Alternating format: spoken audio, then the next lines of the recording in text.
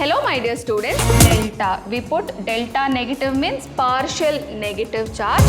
Dipole moment is extent of polarity in a molecule.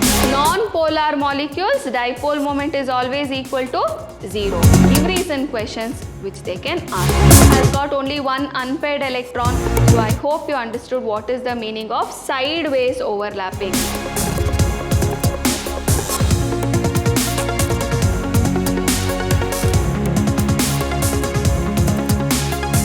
Hello my dear students, welcome back to the session 3 on the chapter Chemical Bonding and Molecular Structure. Last class we had learnt about ionic or covalent bond and also we had learnt about bond parameters. We learnt about bond angle, bond length, resonance structure, bond order, etc. Today we are going to learn about polarity of the bond. What do you mean by a polar bond? Electrons are not shared equally between the two bonding atoms. Then there is an electric dipole between the two atoms which is developed, and such a bond is called as polar bond. Or we can also understand by using the term electronegativity. That is, when a covalent bond is formed between the two different atoms, the shared pair of electron is attracted nearer more electronegative atom. What do you mean by electronegativity? That is, any atom when it has an affinity or when it wants to pull the electron towards itself, okay, the tendency to pull the electron, shared pair of electron towards itself is called as electronegativity. So if a covalent bond is formed between two different atoms and there is a difference in their electronegativity, then a polar bond is formed, okay. The electronegative atoms get partial negative charge and the less electronegative atom gets partial positive charge. The partial positive and negative charge is denoted as delta. We put delta negative means partial negative charge and delta positive, if I put, it is partial positive charge, okay. The resultant covalent bond will become polar covalent bond. Okay. For example, here you can see hydrogen and fluorine, that is hydrogen fluoride. Fluorine is more electronegative, slightly pulls this pair of electron towards itself and thus this gets a partial negative charge and this gets a partial positive charge, and such a bond is called as polar covalent bond. What is the electronegativity difference that has to be to form a polar covalent bond? See, in covalent bond, we can have non-polar covalent bond and polar covalent bond. Okay, the other type of bond is ionic bond, which we have studied yesterday. So what should be the electronegativity difference? If the electronegativity difference between the two atoms which are bonding is less than 0.4, it leads to non-polar covalent bond. For example, if I take fluorine molecule, okay, between the two fluorine atoms, the electronegativity difference is 4.0 minus 4.0, that is electronegativity of fluorine is 4. So 4 minus 4 is 0, which is less than 0.4, and it leads to non-polar covalent bond. Okay. Similarly, here hydrogen fluoride is an example of polar covalent bond. So what is the electronegativity difference? If the electronegativity difference is less than 2, what is it? It is less than 2.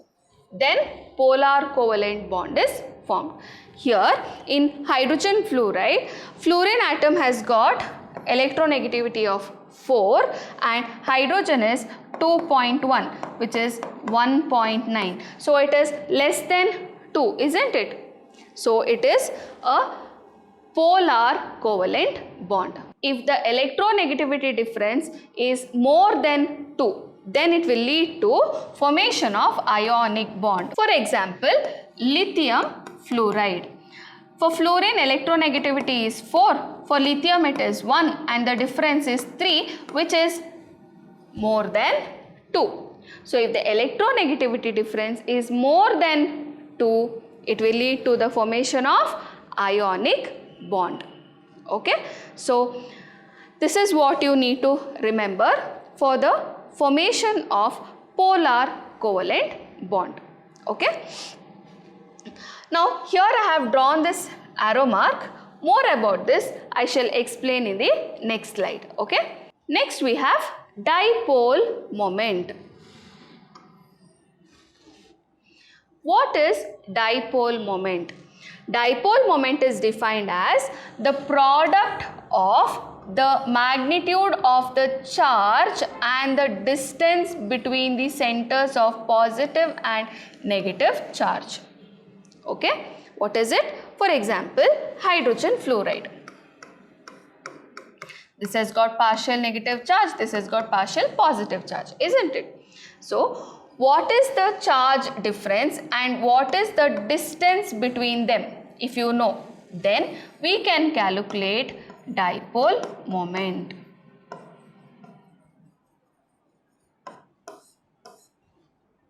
Dipole moment is extent of polarity in a molecule. For that we have a formula, mu is equal to Q into R.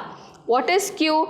Q is charge on any one of the atom. You have to know the charge on any one of the atom, and R is the distance between the charges. What is the distance between them also we need to know. So if you take the product of the charge and the distance between the charges, you are going to get the dipole moment. Okay, dipole moment is usually expressed in d by. Okay, unit is d by, capital letter D. 1 d by is 3.33565 into 10 to the power minus 30 coulomb meter.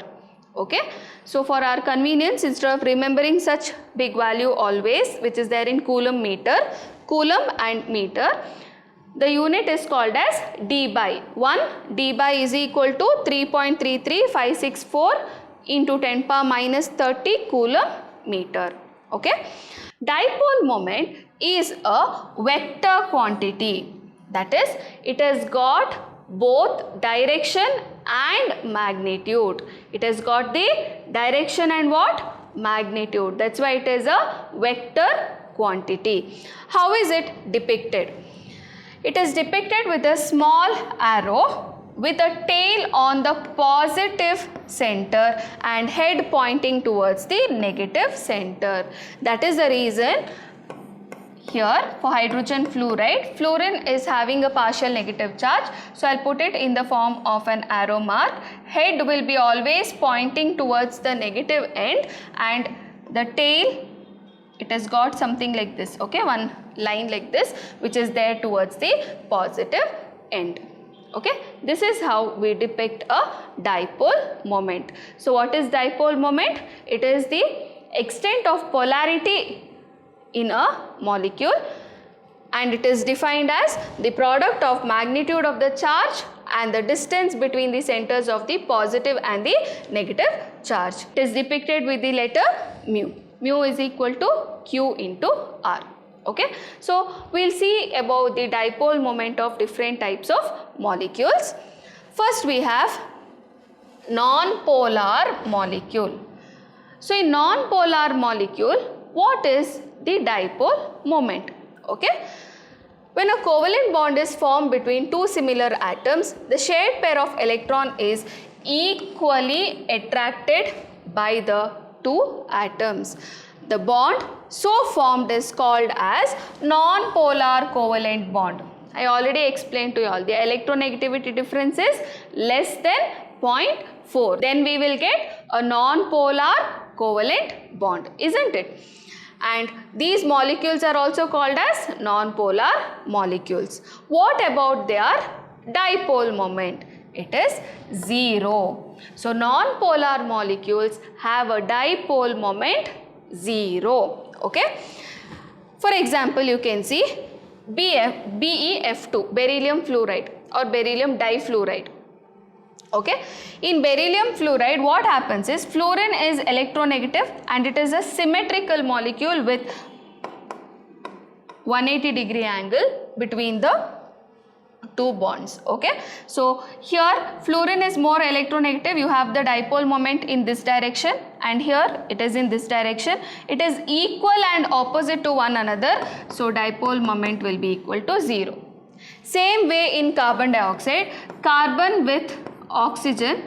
Oxygen is more electronegative, so you put the dipole moment. It's a vector quantity. It is pointing towards the more electronegative atom.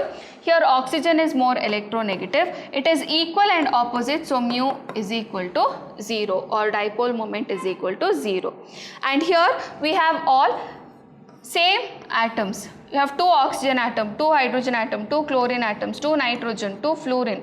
So it is equally shared between the 2 atoms and thus dipole moment will be equal to 0.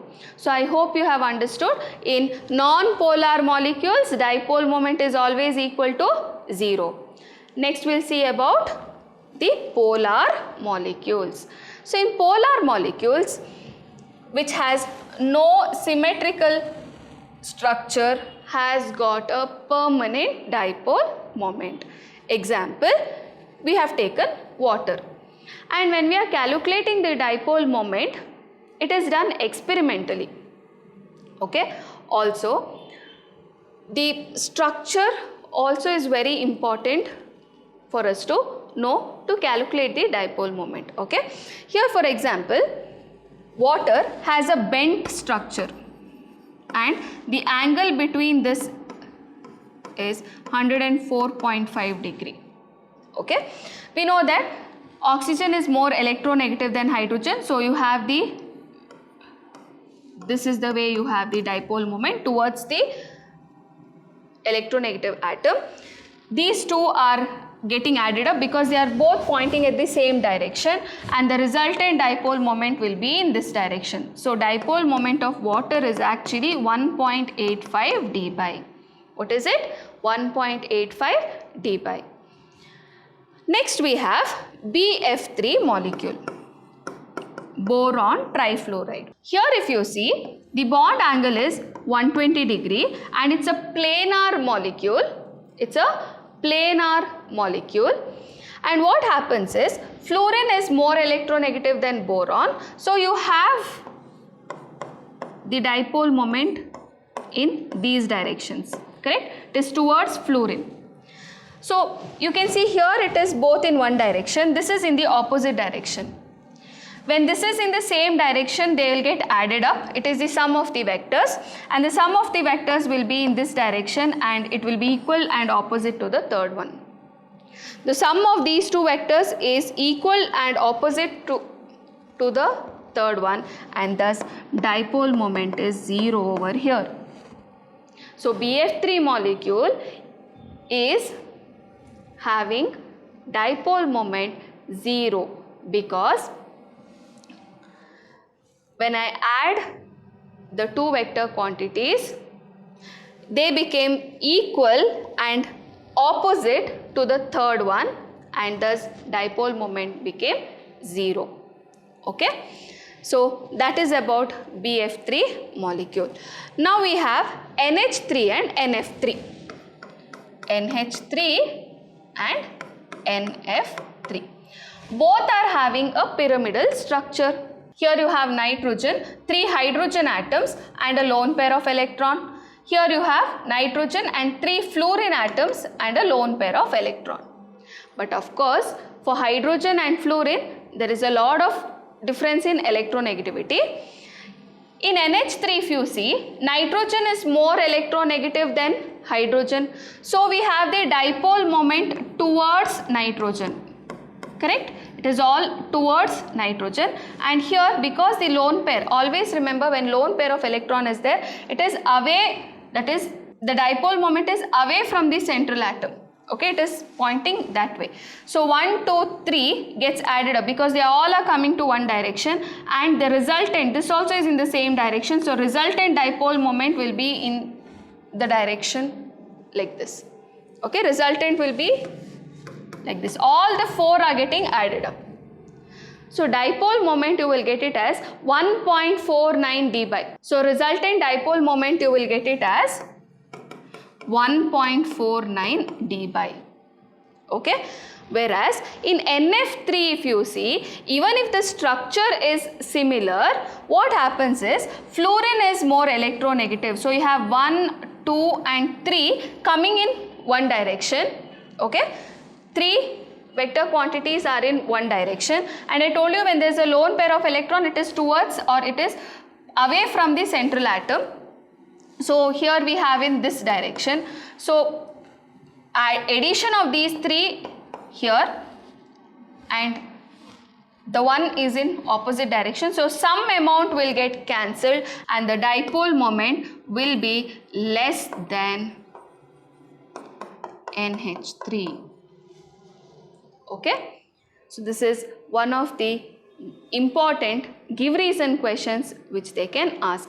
NH3 and NF3 if we compare, NH3 has got higher dipole moment compared to that of NF3. Why? That is because of its structure and the difference in electronegativity between hydrogen and fluorine which is present in NH3 and NF3. Okay. So I hope you have understood about the dipole moment in polar molecules. Okay. Next we have valence bond theory. Valence bond theory was introduced by Hitler and London to explain about the formation of covalent bond. Later on, Linus Pauling improved this theory by introducing the concept of hybridization. So we'll see what is VBT or valence bond theory. According to valence bond theory, a covalent bond is formed by overlap of atomic orbitals. So what is it? The covalent bond is formed by overlapping of the atomic orbitals of the combining atom. So what are its features? First one, a covalent bond is formed by overlapping of orbitals having 2 unpaired electrons with opposite spin. So for example, I have s orbital with 1 electron of 1 spin.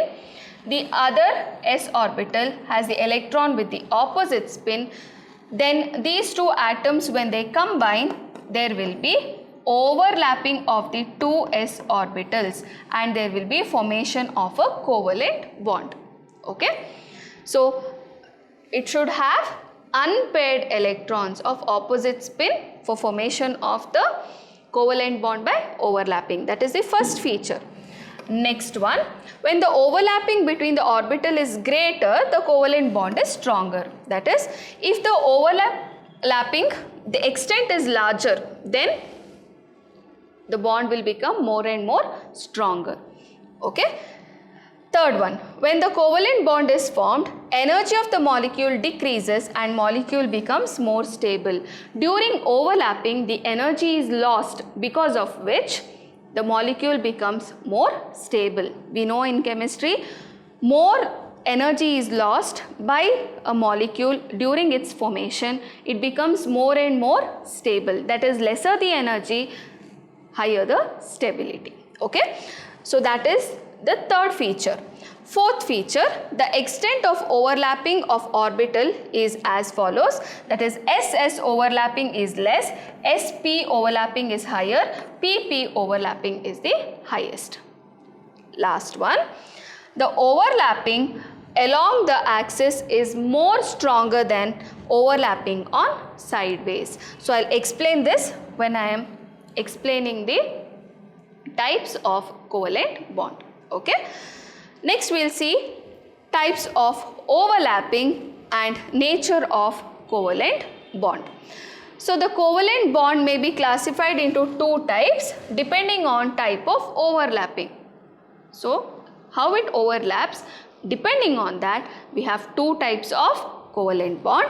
One is sigma bond, next is pi bond. So first we will learn about sigma bond. So what is sigma bond? When there is axial overlapping of the orbitals, that is on the axis only they are overlapping, then sigma bond is formed. It is also called as head-on-head overlapping or axial overlapping. Okay, and sigma bond can be formed in three different ways. That is by SS overlapping. Okay, here SS overlapping means there are two S orbitals which are overlapping. So for example, in the formation of hydrogen molecule, hydrogen atom has got 1s1 electronic configuration. So I have two hydrogen atom with 1s1, that means it has got only one electron, isn't it? So in the first S orbital of, this is the first hydrogen atom, it has got one electron. This is the second hydrogen atom which has got one electron in the s orbital. So when they form the bond, the two s orbital will overlap, that is to form hydrogen molecule with one covalent bond, and that covalent bond is sigma SS bond. Why SS we have written? Because it is s orbital overlapping with s orbital. Okay, so this is the first type of sigma bond. Second type of sigma bond is formed when sp overlapping occurs. Okay, here what happens? One s orbital overlaps with another p orbital to form a sigma bond. For this, I can give an example of formation of HCl molecule. Hydrogen, and this is chlorine atoms p orbital. How exactly? We'll write the electronic configuration. For hydrogen it is 1s1, so this is s orbital with this one electron. For chlorine atom, if I take the electronic configuration, it is 1s2, 2s2, 2p6, 3s2, 3p5. So in p orbital I have 1, 2, 3, 4, 5. So one p orbital has got only one unpaired electron. So this is that p orbital with one unpaired electron. So hydrogen atoms, s orbital, chlorine atoms, this p orbital will overlap with one another to form HCl molecule. The covalent bond is formed between hydrogen and chlorine atom by overlapping of s and p orbital. So it is called as sigma sp bond. Okay. Next one is pp overlapping. In this type of a bond, there is an overlapping between p orbital of one atom with p orbital of another atom. So I can take the example of formation of chlorine molecule itself. So I have already written the electronic configuration. We have one p orbital with unpaired electron. So this is one chlorine atom. This is another chlorine atom. Both of its p orbital with one electron each or unpaired electron each. They will overlap with one another to form a sigma bond. That is chlorine bond can be formed to give rise to chlorine molecule. Here it is sigma pp bond. So in sigma bond, what is happening? Axial overlapping is happening. That is on the axis the overlapping is happening, and sigma bond can be formed by three types of overlapping. That is SS overlapping, where two s orbitals overlap, sp overlapping, in which one s orbital and one p orbital with unpaired electron will overlap, and pp overlapping, that is we have two p orbitals of two different atoms with unpaired electron which will overlap to form the sigma bond. Next we will see about pi bond. So what is pi bond? When two half-filled orbitals overlap on sideways, a pi bond is formed. So what is happening? Sideways overlapping is happening. Then pi bond can be formed. That is not on the axis. On the side there is overlapping. Okay. Example, formation of oxygen molecule. So oxygen atom has an electronic configuration of this, that is after helium it is 2s2, 2px2, 2py1 and 2pz1, or I can write it as for oxygen atom it is 1s2, 2s2 and 2p4. So this 4 electrons, how is it? 1, 2, 3, 4. So 1 p orbital is filled, which is written as 2px2, and 2py has 1 electron, 2pz has 1 electron. So this is the electronic configuration. From the electronic configuration we know that 2 p orbitals have 1 electron each, or it is containing unpaired electron. So what happens during the formation of oxygen molecule? This is oxygen atom. You have 2py and 2pz p orbital with 1 unpaired electron. So this is first oxygen atom, this is second oxygen atom. You have 2py unpaired electron, 2pz unpaired electron. Now these two orbitals will overlap with one another to form a sigma bond, because it is on the axis. It's on the axis only. So it is forming which bond? Sigma bond. Now these p orbitals which is there, okay, with one more unpaired electron, here they will have to bend like this, okay, sideways. They will have to bend to overlap with one another, which we have shown as dotted lines here, okay, and that type of bond is called as the pi bond. So I hope you understood what is the meaning of sideways overlapping. That is, it's not on the axis, it is there above in y-axis or in the z-axis, where it cannot form an overlap directly. So the p orbitals have to slightly bend and then they will have to overlap to form the bond. Such bonds are called as what? Pi bond. So I hope you have understood about formation of oxygen molecule. So in oxygen molecule we have one bond which is sigma bond, the other bond which is pi bond. Okay. So next what are we going to learn? It is about the difference between sigma bond and pi bond. Okay. First one, the bond is formed by axial overlapping, correct? No, sigma bond is formed by axial overlapping. I told you it is on the axis, whereas pi bond is formed by sideways overlapping of atomic orbitals. That is the first difference. Second is, overlap is effective and bond formed is strong. It is effective because it's on the axis. The orbitals are not strained to bend and then overlap, isn't it? So it is very effective and the bond formed is stronger. So in pi bond the overlap is less and bond formed is comparatively weak. Comparing with what? Comparing with sigma bond. Okay. The third difference is s orbital can take part in sigma bond formation, but in pi bond s orbital do not take part.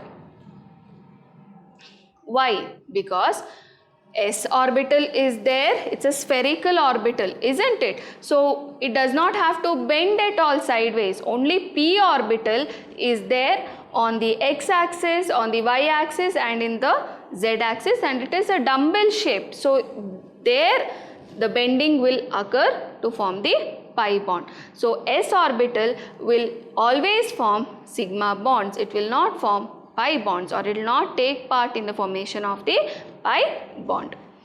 Next difference is the electron cloud of the molecular orbital is symmetrical around the internuclear axis. So what we have is the electron cloud of the molecule when it is formed. For example, hydrogen and hydrogen, two electrons, it is shared s and s orbital forming sigma bond. So you have the molecular orbital, okay, and it is symmetrical around the internuclear axis. This is the internuclear axis, and around there you have the molecular orbital, whereas electron cloud in pi bond is unsymmetrical because it is sideway overlapping, slightly above, slightly below the axis it is present, so it is unsymmetrical. Okay, next we have sigma bond can be formed in the absence of pi bond.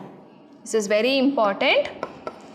Sigma bond is formed in the absence of pi bond. So for formation of a sigma bond, pi bond it's not there also, it will happen. First sigma bond only will be formed, but pi bond can't be formed in the absence of sigma bond. So in a molecule there should be a sigma bond if there is a pi bond. What is it? I'll repeat. In a molecule, if there is a pi bond, then there should be a sigma bond also, because pi bond does not exist without a sigma bond. So sigma bond is formed, only then the pi bond can be formed. Directly there is no molecule which contains only pi bond without the sigma bond. Okay, so that is the very important difference which we have. The last one is free rotation of the atom around the sigma bond is possible, free rotation of the atoms around the pi bond is not possible. For example, if you take in alkane, okay, carbon and carbon bond is there, it is a single bond, then there is a rotation which is possible around the sigma bond. But in the formation of alkene, if there is a carbon-carbon double bond, then that rotation is not possible, because one bond, that is the pi bond which is formed, is by sideways overlapping. If you try to rotate, then it will have to break a bond. So rotation is not possible if there is a pi bond. If only sigma bond is there, then free rotation is possible. Okay, so these are the differences between sigma bond and the pi bond. So I hope you have understood about sigma bond, pi bond, that is valence bond theory. It is very important to understand this so that further you will understand about the concept of hybridization. So next class we will be learning about hybridization and types of hybridization. Thank you, my dear children. See you next class. Stay tuned, stay curious, stay focused.